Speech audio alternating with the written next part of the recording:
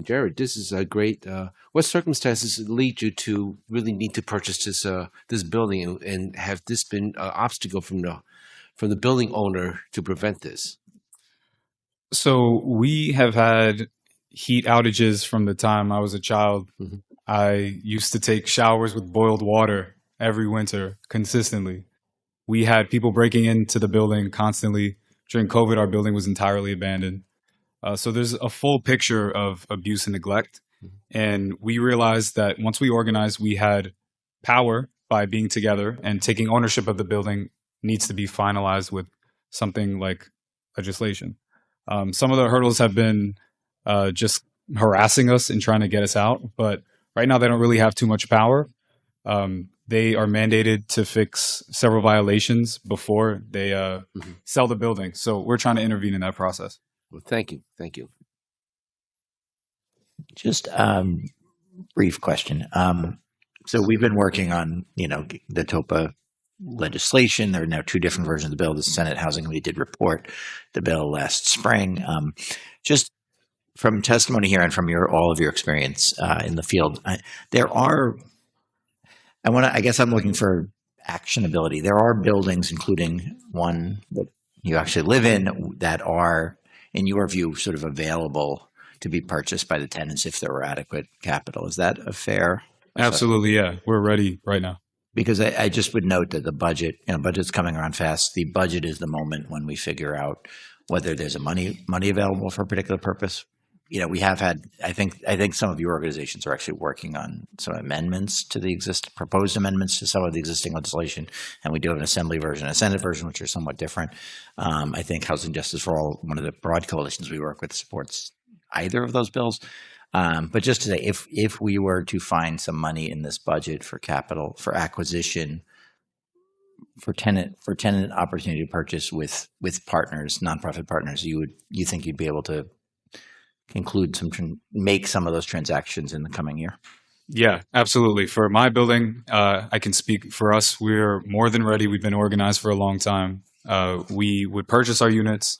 There's other things that we know that need to be fixed in the building. Some of the things that we've taken on out of our own pockets, but we know exactly what it would go towards. And I'm sure if we itemized it, it's something that we could check off pretty easily.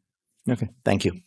Maybe Jared, you could talk a little bit more about you still suffer through harassment and neglect in your building, right? Yes, we are currently owned by a private equity firm who is pretty absent. They don't have any experience with managing buildings, so they hire outside firms who are pretty absent as well.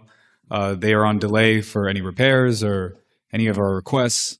They are mandated to fix several violations before the building is allowed to be sold, and they're just going at a snail's pace with fixing those violations, because once they fix them, that investment will not be a profit for the firm. So they don't see it as a valuable asset.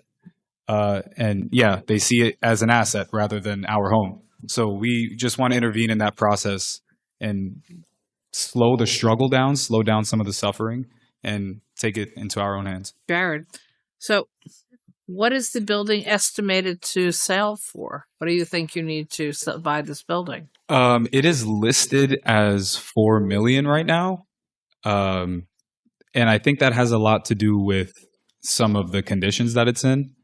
But we aren't sure exactly what the valuation is. That's probably just a flimsy price. They bought the building for $1,000. If TOPA had existed, we would have been able to purchase it for that. And that was because the city mandated Ob Shalom to get rid of his assets and liquidate, and that was the minimum price. And how many units? Well, so I should add that this is a joint building, so it's two buildings, 30 units, and 15 each. With an estimated sales price of $4 million. Right. Not bad.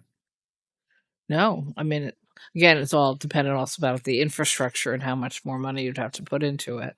I mean, I ask because I'm not so familiar with the modeling that people are using right now. My concern would be, back in the 80s, the city of New York was allowing tenants to buy the buildings they were living in after they had been taken through tax liens. and how to describe it. You would have tenants ending up taking buildings that were in horrendous condition because basically the landlords had sucked everything out of the building they could and then stopped paying their taxes and walked away, right? I made my money, I'm walking away. So then the city said, okay, tenants, you want to buy them? And tenants said, yes, please. Mm-hmm.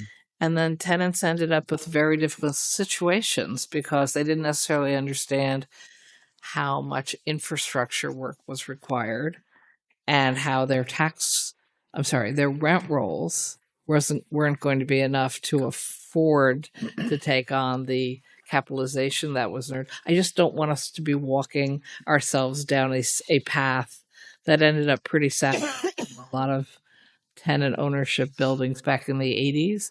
So I guess I would suggest we all review some of the reports that were written by advocacy groups at the time. Well, I'll say that I think we're in really good hands with CLTs and some of the groups that really know what they're doing that have sprouted up since then. I think there's been a lot of research that you can speak to, but yeah, I know a lot about burning buildings in the Bronx and Uptown and in Hell's Kitchen. I think we've moved past that, but also we have groups that know what they're doing now.